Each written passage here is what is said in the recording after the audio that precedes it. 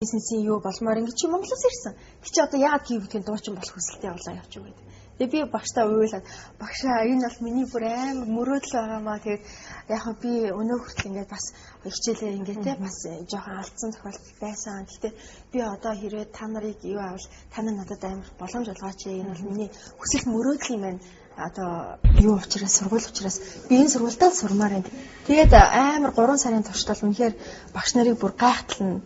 Бүр хүүх энэ өстө үнэхээр гитлэн би байж чадсан л та. Тэгээд багш нар маань хамгийн сүүлдээ яг төгсөлтийн баяраар гэрчлэгийг нөгөөд тэгээд сургууль маань явахт нь бүр манай ангийн багш бүр уйлаад чи өстө нэр амар хичээл цэцгэлтэй ийм чи ийм болохоор чиний мөрөөдөл биелнэ гэдэг хэлээ явуулчихсан. Би бас тэгж сонсч ирсэн.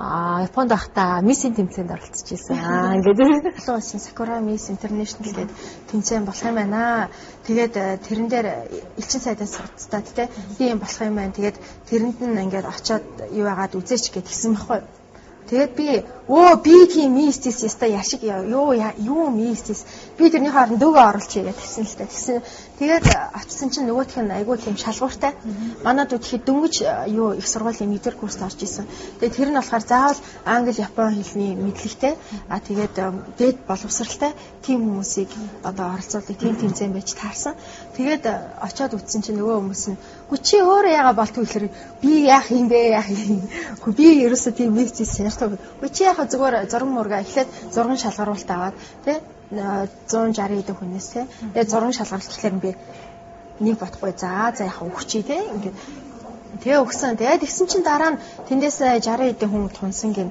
Тэгээд гэд тэгсэн чинь одоо тэмцээн 20 эд хүнтэй тэмцээ шүү гэлтсэн. Би гахаад үчид юу болоо гин тийм юм очоо за яг тэгээ тэмцээн юм сайн л үстэй гэж яваад татсан. Тэгээд Монгол дээл гяс Монголоос захиалал тий аюу гоё Монгол дээл хийлгээл тэгэл тэндээсээ амар кимоно гоё кимоно ягаал тэгэл ингээд орсон. Миний хувьд болохоор яг тэр үзүүлбэр дээр маш мэдээж тодорхой хэмжээгээр асуулт хариултын дэрэмжтэй бие авч явах ч тэр англи японоор яриад ингээд явсан.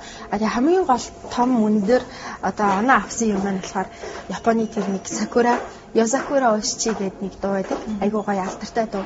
Бас нэлээд хэцүү дуу. Тэгээ тэрийг яг одоо тэгж дуулсан нь одоо бүр нөгөө хүмүүс маань амар гайхсан л та гүнчдэг бүр. Яг тэр дууг дуулаад дуусаад бүрстэй хүмүүс бүр ингэж та амар ингээ бороо ингээ ингэж хасгарч байгаа юм чи тийм алга таршилтай байсан. Тэгээд айгуу гоё ингээ Японы үндэсний хувьсмсууд те ингээд гарсан. Тэгээд тэр нь айгуу их өндөр юу яасан болов гэж бодсон. Тэгээд айгүй сайн төрүүлсэн гэсэн үг үү те? Тий төрүүлсэн л те. 2007 оны Miss Sakura International гэдэг тэрний зураг нь байгаа хөшөө босгосон байгаа. Тэгээд тэр үед Sakura-гийн албаны хүмүүс надад хэлжсэн. Чи одоо Монголоос тэгээ хөшөөтэй болсон Японд хөшөө юу босгуулж байгаа хоёр дахь хүн байж тээ. Хувилаа хааны хөшөө гэдэг манай Японд те Асашоригийн хөшөө хүртэл явах чи азтай шүү. Ясаа гоё. Би тэр хаа юу хөшөө ямар сони юм бэ? Амар юу санагдаад. Тэгээд ингээд яг тэр Sakura-гийн Inawashira гэдэг нэг хотын Inawashira гэдэг хотын Sakura-гийн холбоо Sakura-гийн одоо цэцэрлэг түрээлэнтэй урдаа ийм хөгжүүлээ асрах газартай тийм юунд одоо 2007 оны олон улсын Miss Sakura мөнхтөр нарамтгай Монгол гэж бичсэн. Тэгээ хажууд нь болохоор 21-р одоо Японы Sakura Miss Michiru гэдэг ингээд Hirabayashi Michiru гэдэг ингээд тийм ингээ хоёр хүний нэр ингээд бичсэн. Тийм хөшөө яасан. Тэгээд миний хувьд бол бас амар азтай тийм л доо яг санамсаргүй тохиолдлоор тийм юмд орсон. Надад зөндөө олон хүсэл эрмэлзэл мөрөөдөл байсан ч гэсэн тэднэртэй минь хамт тийм бас сайхан юм гарч ирсэн би бас амар баярлалаа. Тэгээд бас кино тоглосон тий? Кинонд тоглох юмсан гэдэг чинь бас чиний мөрөөдөл байсан уу? Тэгээ ер нь бол магадгүй энэ киноны тал дээр бол ганцхан би ч биштэй ер нь бүх хүн л кинонд тодорхой хэмжээгээр дөрөө үлдээгээд тий. Тэгээд ингэж өөрийгөө мөнхлөх аягүй тийм хүсэлтэй байдгийг бас хэлчихэд бол буруудах байх гэж бодож байна. Миний хувьд бол бас их том мөрөөдөл юм байсан. Кинонд тоглох юмсан тий. Одоо ингээд дуучин болоод ингээд дуугаар ингээд өөрийгөө илэрхийлж байна. Гэхдээ бас би өөр наараас өөр дүр тий. Дэлгэцэн бүтээх юмсан гэдэг аягүй хүсэл байсан.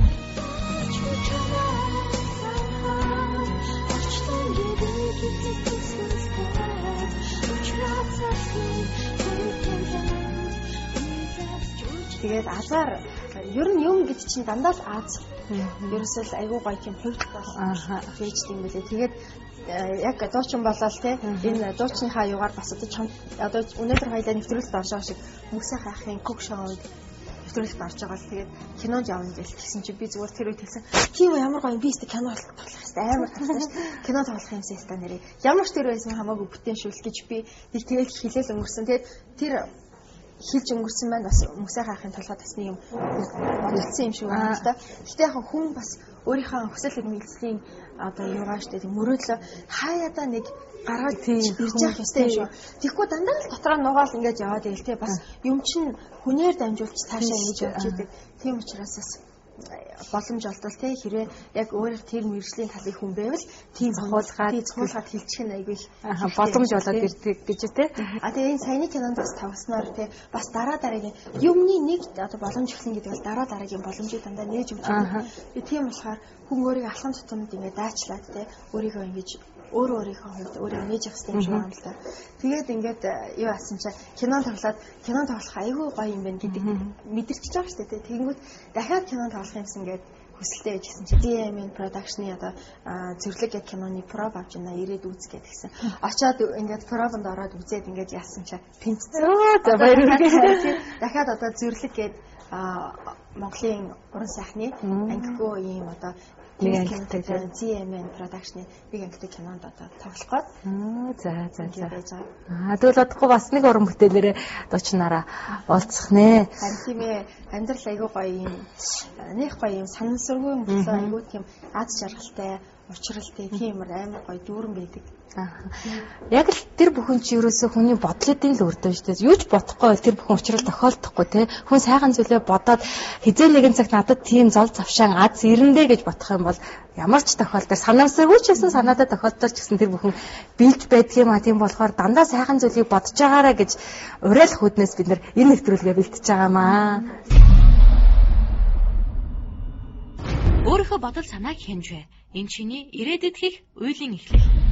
Энэ цугаал ингээл өөрийнхөө тухай бодоол ер нь амьдралын тухай хэрэгцүүлээ сууж байгаа их гоё газар юм тий. Би намайг өдөр болгон ирдэг гэх хүмүүс бүр гайх бах та. Би штэ тий ингээд бүр ажлын дараач вэ, ажлын бүр эрт өмнөч вэ, ажлын дундуур нэг жоон цаг гарсан ч гэсэн шовтон зайснаар хүмүүс яхаа заримдаа наара зайсан дамжирт юм бэ гэж бодож магадгүй л тий. Гэтэ би бүр дандаа бүр ерөөсө заавал гаруул ийш ирдэг. Энд болохоор өөртөөгөө ярилцах бүх юмны тухай эргцүүлж бодох. Тэгээд өөрийнхөө амжилт бүтээл, ирээдүйн талаар алдаа дутагдал бүх юмны талаар бодоход амар юм гоё орчин надад бүрдүүлж өгдөг. Тийм байгаа ч гараад ирэхээр бүр ингээ уучраад өөрийгөө тайвширч юм л та. Би ер нь тэнгэр хангаа энэ байгаль дэлхийг шүтдэг л дээ. Нэг тийм сүйттэй бас юу байхгүй ч гэсэн. Гэхдээ тэгээд бас амар их ингээд намайг те ингээд үдээ зэрэгтэй явуулж чад баярлаа гэж би дандаа ингээд энэ дээрээ талархдаг. Ер их талархаж амьдэрдэг хүн их бай те. Ер нь тэр ихтэй айгүй их зүг юм шиг байна те. Хүн ер нь алхам тутамдаа те өөртөө тус болсон бүх хүмүүсийг дурсаж явах хэрэгтэй юм шиг байгаа те. Ингээд дотроо талархна л гэдэг юм байна те. Заавал тэр болгонтой уулзаад те ингээд ах ямар ч те ингээ баярсан шүү гэдэг ингээ илэрхийлээд ах тэр болгон боломж байдаг учраас дотроо л нэг нэрээ тэгсэн штэ нэрээ тэр стан нэрээ ашгүй хөөрхий надад стон нэг гэл ингээл бодчиход ингээд аюу гай тэр хүнд нь бас ингээд дамжигддаг юм шиг.